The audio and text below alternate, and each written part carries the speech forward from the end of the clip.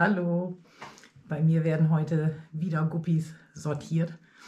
Also eigentlich sortiere ich die fortlaufend. Immer wenn ich in den Weibchenbecken ein Männchen sehe oder andersrum, wird das rausgefangen und in die entsprechenden passenden geschlechtergetrennten Aquarien gesetzt. Aber das hier war eine besondere Herausforderung, für die ich mal von meiner normalen, ich tauche da ein Netz rein und versuche zu fangen, was ich kriege, Routine abgekommen bin, weil ich meine Stackentler-Truppe also auch einmal komplett einfangen und nach Geschlechtern sortieren wollte. Und nachdem ich jetzt gesehen habe, wie viele Fische ich da rausgeholt habe, bin ich auch ganz froh, dass ich das gemacht habe. Nur hier Netze reinzutauchen, also selbst wenn man das zur Fütterungszeit macht, wenn die ein bisschen mutiger sind und rauskommen und die einzufangen, das ist sehr schwierig und auch mit ganz viel Stress verbunden, sowohl für die Fische als auch für mich. Und war auch nicht besonders erfolgreich. Also da habe ich mit einer Einfangaktion vielleicht 5 oder 6 Fische rausgeholt. Und unterm Strich würde ich mal sagen, jetzt nachdem ich sie alle erwischt habe, waren da bestimmt über 50 drin. Ja, und deswegen musste eine andere Methode her.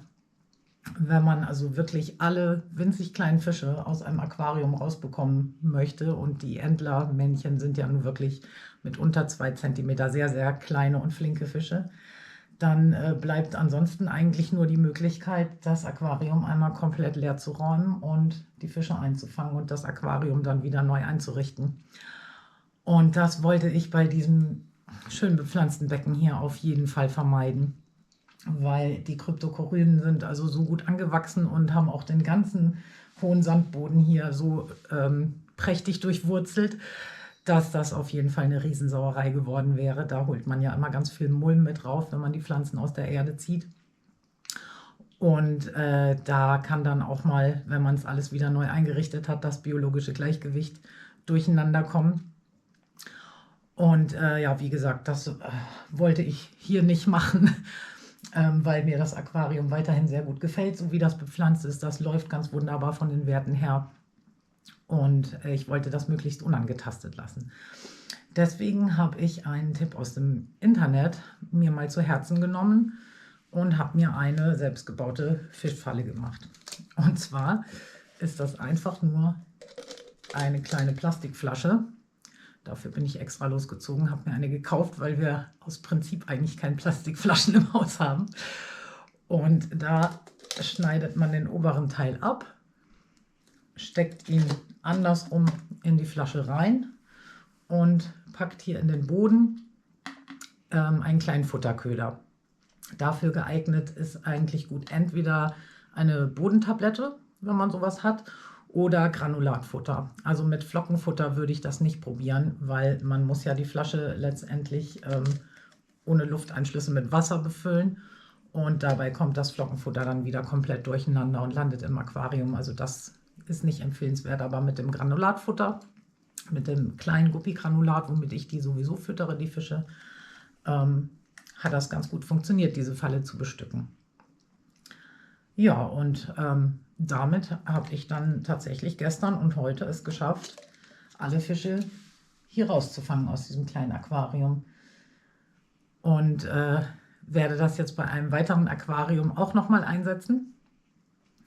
Auch das, wo meine kleinen Entlermännchen sich drin befinden, weil ich da die Blackbar-Entler rausbekommen möchte und in eine andere Männer-WG setzen, und die kleinen Stack-Entler, die sollen drin bleiben.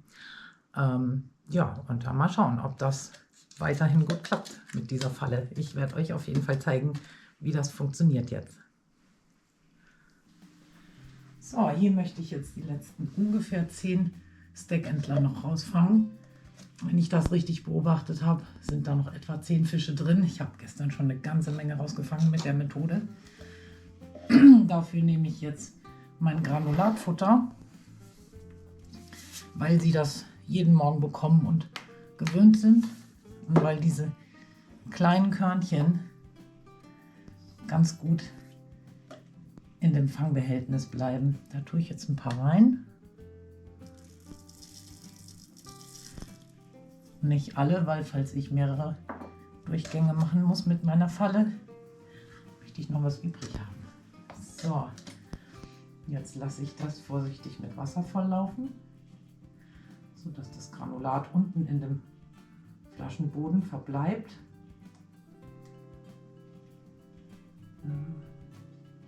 Ist ein bisschen Bewegung drin, aber funktioniert.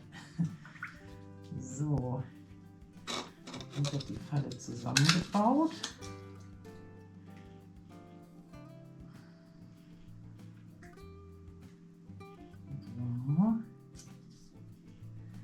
Und dann habe ich festgestellt, dass meine Stackentler, die ja so ein bisschen vorsichtig sind, sich gerne in Bodennähe bewegen, am besten hier reinschwimmen, wenn ich es also auch in Bodennähe und waagrecht hinlege. So, und jetzt warte ich so 10 Minuten und dann wollen wir mal sehen, was uns in die Falle gegangen ist. So, dann schauen wir mal. Ich habe hier mein kleines Kunststoffbecken vorbereitet mit ein bisschen Wasser aus dem Becken. Und jetzt wollen wir mal sehen, wer uns in die Falle gegangen ist. Das sind mal die Schnecken. So, das will ich nicht einfangen.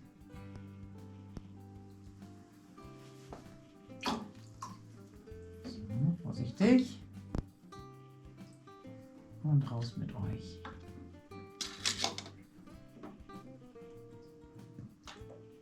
Kommt raus mit euch, ja. Schnecken. Komm zurück. Komm schon. So. Mal schauen. Also das sind. Moment. So sieht man es, glaube ich, besser. Das sind 1, 2, 3, 4, 5, 6, 7, 8, 9. Ja, das sind auf jeden Fall ordentlich viele Fische. 2 richtig große Weibchen, noch so ein paar halbwüchsige Weibchen und 3 Männchen. Ja, und dann auch noch ein ganzer Haufen Garnelen. Also die gehen auch sehr gut in diese Fallen rein. Und hier kann man richtig schön sehen, was aus einer Garnelenpopulation wird, wenn man keine Selektionszucht betreibt. Das Becken, das war ursprünglich mal eine sehr reinerbige Blue-Jelly-Population. Und jetzt, wie man sehen kann, habe ich da Red Rilly, würde ich die mal optimistisch nennen, immer eine ganze Menge darunter.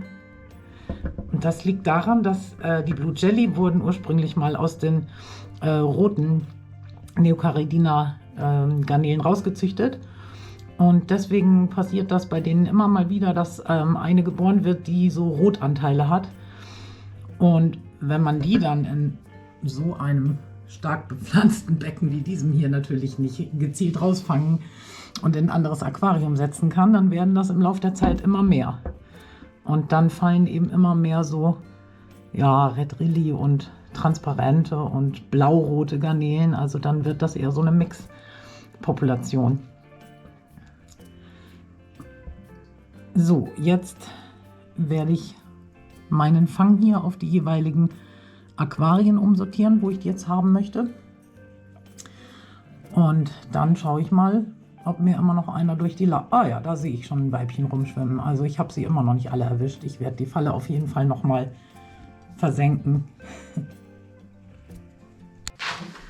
Das zweite Aquarium, aus dem ich jetzt mit dieser Methode Fische rausfangen möchte, ist hier meine Entlermänner-WG.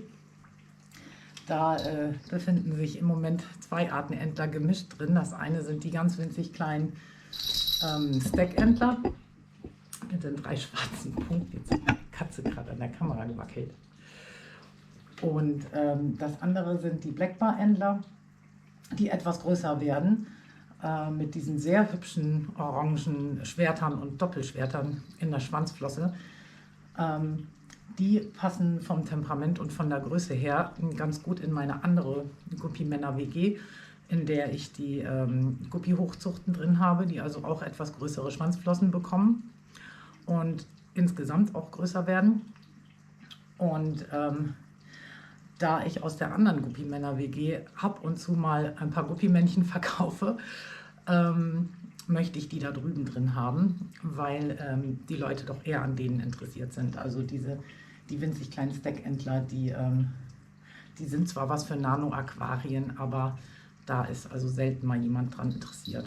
Und wenn jetzt Leute kommen und Fische kaufen wollen und ich gehe hier mit dem Netz durch und versuche die zu erwischen, dann sind die alle weg. Also hier trauen sie sich jetzt alle gerade raus, man sieht, wie viele Fische das sind. Und wenn ich versuche, da jemanden einzufangen, dann sitzen sie alle in der Kryptokoryne und kein einziger lässt sich mehr blicken. Und ich denke, das wird in der Guppi-Hochzucht-WG ein bisschen anders laufen, weil die sind einfach unbedarfter, nicht so vorsichtig. Die schwimmen praktisch freiwillig ins Netz und ich hoffe, dass sie die Blackbar-Entler ein bisschen mit diesem Verhalten anstecken, sodass das dann in Zukunft leichter sein wird, da ab und zu mal einen rauszufangen. Ja, meine schöne selbstgebastelte Falle, die habe ich ja eben schon vorgestellt. Ich wollte noch dazu sagen, dass das natürlich nicht so ist, dass man so eine Falle im Aquarium versenken kann und dann sagen, ich gucke mal so ein paar Stunden später wieder, ob mir da Fische reingegangen sind, sondern das sollte man also im Blick behalten, dabei bleiben und also mindestens alle 10 Minuten mal einen Blick reinwerfen und die Fische dann entsprechend auch rausholen aus dem Aquarium, weil die natürlich auch atmen müssen unter Wasser und in so einer kleinen Flasche ist also nicht viel Sauerstoff drin für die Fische. Und man möchte natürlich nicht, dass ihnen was zustößt aus Sauerstoffmangel. Also deswegen habe ich das auch bei meinem Stackentler-Aquarium so gemacht, dass ich da die Falle rein versenkt habe und dann auch ein paar Minuten später schon wieder rausgeholt habe. Ja, und jetzt schauen wir doch mal, wie erfolgreich das hier verläuft.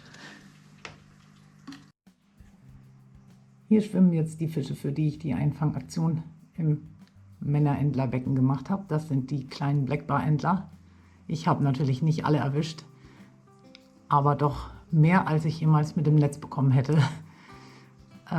Die haben jetzt auch nicht mehr so viel Hunger. Deswegen gehen die mir jetzt nicht mehr in die Falle, nachdem ich die so 4-mal gut befüllt rausgeholt habe. Da haben die Fische dann langsam das Interesse verloren. Ich schätze mal, weil doch ein bisschen was von dem Futter dann ins Wasser übergegangen ist und die sich jetzt satt gefuttert haben.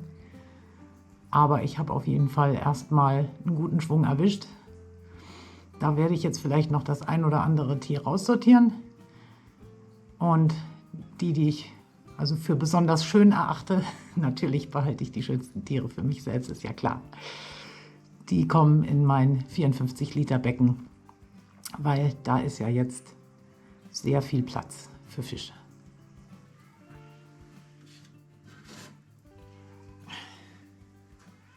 So, der neue Besatz fürs 54 Liter Becken.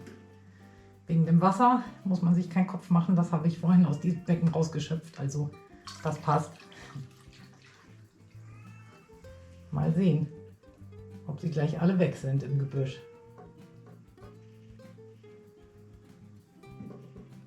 Na kommt, traut euch.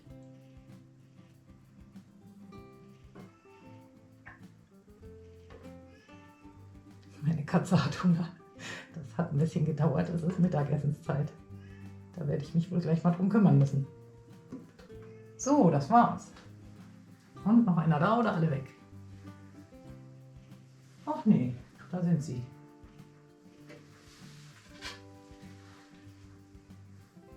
Das ist ja witzig, sie haben sich genau dieselbe Ecke ausgesucht, in der die Stackentler auch immer geschwommen sind. Und bleiben jetzt erstmal alle schön zusammen.